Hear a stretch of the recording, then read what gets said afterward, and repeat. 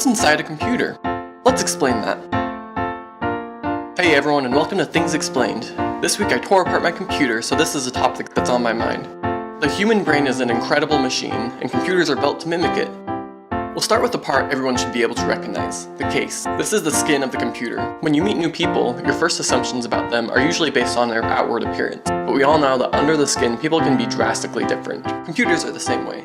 Even if there are problems with the case, you won't know until you really get to know the computer. It's actually a pretty important design characteristic as it needs to ventilate the machine properly. The motherboard is like the circulatory system. It doesn't do any thinking per se, but everything else in the computer has to hook into it to work. You've probably heard of a circuit board. Well, a motherboard is just a circuit board on steroids. Most computer ads won't advertise their motherboard. It's usually just assumed that it's good. This matters if you're trying to build your own computer. There are different kinds of motherboards, and each can have different connections to other parts of the computer. So if you're building your own computer, be sure to choose a motherboard that works for everything else that you want.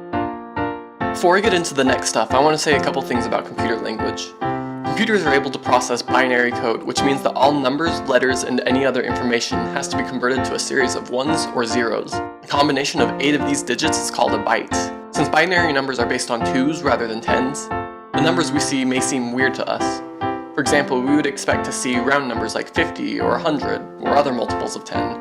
But in binary you see 64 or 128, multiples of 2. A kilobyte is 1,000 bytes, a megabyte is 1,000,000 bytes, and a gigabyte is 1,000,000,000 bytes. The brain of the computer has several parts, just like your brain has several parts. The processor, or CPU, is the thinking part, or the part that makes decisions. The RAM, or random access memory, is like the very short-term memory. This keeps information easily accessible so the processor can work on it, but it can only stay around if the computer is powered on. The hard drive is the long-term memory of the computer. This is the stuff that sticks around even after you turn your computer off. Think of these 3 things like a work desk. The more RAM, or desk space, you have, the more you can be working on at the same time. This is helpful for multitasking or opening large files. The amount of RAM is usually measured in gigabytes. Typical computers have 4 to 16 gigabytes of RAM these days. The hard drive would be like the permanent storage space in the desk drawers. You don't necessarily have to have this stuff out in the open, but you don't want to chuck it. The information is available for the computer to recall, but only on an as-needed basis. Older hard drives were made of spinning disks, which could be slow at pulling large amounts of information, making opening music or photo libraries a slow and painful process. Most newer hard drives are solid-state drives, which have no moving parts and tend to perform better, but have less space. Mine has both. Hard drive capacities can vary widely, with low-end laptops at 128 gigabytes, and some of your bulkier desktops going up to 4 terabytes, or 4,000 gigabytes. The processor is like the human working at the desk. It performs actions that make the rest of the system work.